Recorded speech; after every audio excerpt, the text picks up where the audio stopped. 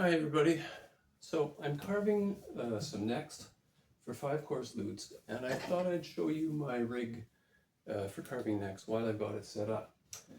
So what I've got here is a neck, a piece of pear that's mounted on top of a poplar block, and that's mounted on another block, and that comes off. I'll just show you how it looks. So the poplar block is screwed to the top side of the neck, partway through, with a couple of 1 1/4 inch number 8 screws. And on this block I've got a couple of carriage bolts that I've countersunk from the other side, and they have knurled nuts on the end. And so what that allows me to do is on this block, which is screwed to the vise, I've got one slot that comes in from the end and one that comes in from the side. So I can just slip the bolt in there, bring the front around, oops, tighten up the nuts, and there, it's good to go. I can just keep shaping my neck. Now, I like this system of being able to remove the neck like this, because when I get closer to the final shape of the neck, I want to fit the neck up to the body to see what the fit looks like. And I can do that because this block is kept away from the end of the neck,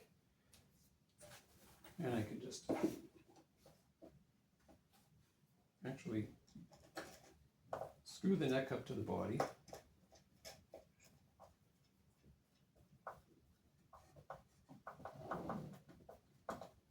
Very carefully, making sure the alignment is good.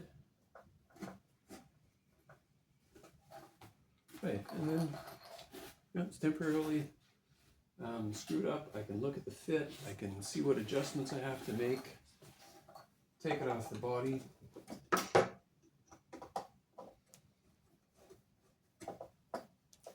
and mount it back in the vise pretty quickly. So it's quite handy.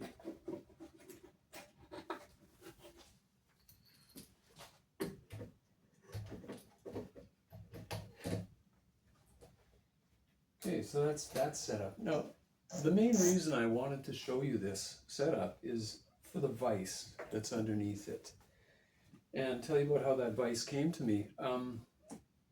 A couple of years ago, I was working in my shop one morning, and there came a knock at the door, and there was a delivery guy, and he had a box for me with my name on it and address, and kind of nothing else on it. And I wondered, like, what is this? Where did this come from? I didn't order anything. Well, I opened it up, and it was this vise, this woodworking vise, and a letter from the guy who made it. His name is Tim Whitehouse, and he's a woodworker in California, and he had been reading my blog, and he, I don't know, I guess he enjoyed it.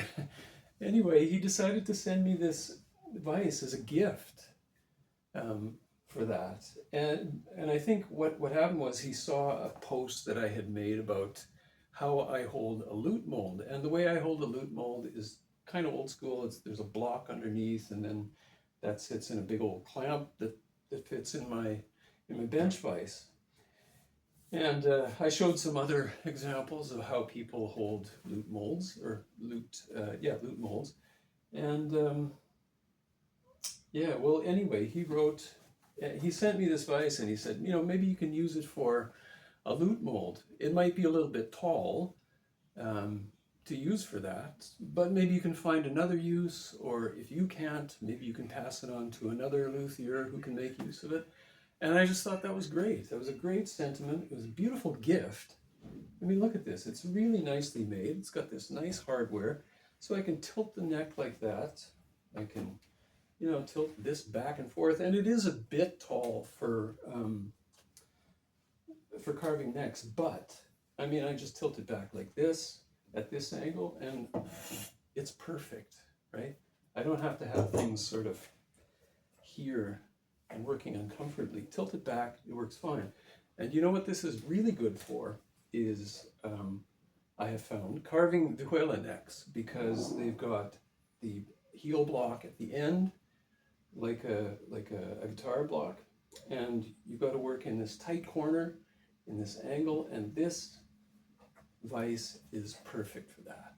So yeah, I enjoy this vise, I enjoy this rig.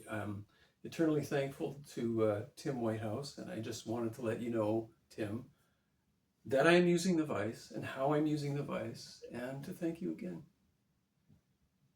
So that's it. Bye.